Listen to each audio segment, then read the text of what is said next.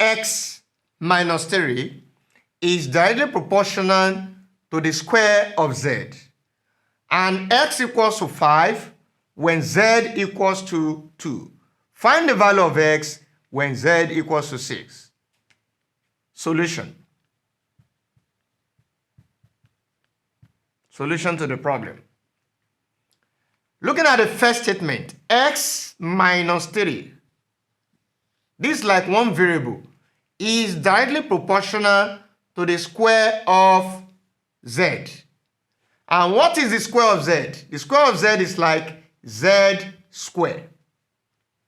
That's it.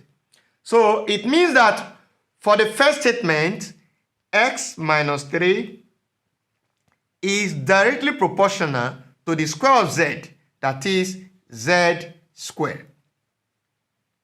So this is what we are having. So in this case, the next thing for us to do is to remove this symbol and introduce the constant, that is the constant of proportionality. So we have x minus 3 equals to what? Kz squared. Now, we now have this. X minus 3 is now equal to kz squared. So the next thing for us to do is to look for the value of k. How do we find the value of k? We move to the second statement. X equals to 5 when z is 2. So we write, we are given x equals to 5, that is when x equals to 5. What is the value of z? 2. So this is what we are going to do. Anywhere we see x here, we put in what? 5. So we have 5 minus 3, then equals to what? K into what? What do we have here? 2 squared. When you substitute for z, we now have 2 squared. So in this case, what is 5 minus 3? That is 2. And now, what is 2 squared? 2 squared is what? 2 times 2, and that is what? 4. So it means we have 4k at the right hand side. Now, we need to find the value of k. What is the next thing to do? We need to divide both sides by what? By the coefficient of k, which is what? 4. Dividing both sides. Divide by 4. We now have 4k divided by 4. 4 here 1, then 4 here 1.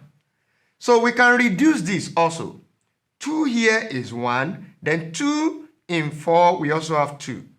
So it means that k is equal to what? 1 over 2. That's the value of k. So since k is 1 over 2, then we go back to the main relationship. That is the main relationship from the question. It means that x minus 3 is equal to what? What do we have? Anywhere we see k, we put 1 over 2.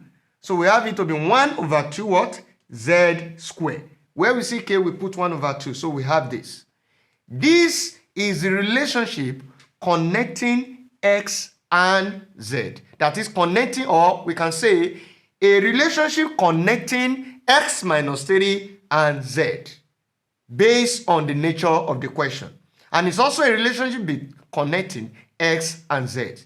So now, the question is this. Find the value of x when z equals to 6. Now, this is what we are going to do.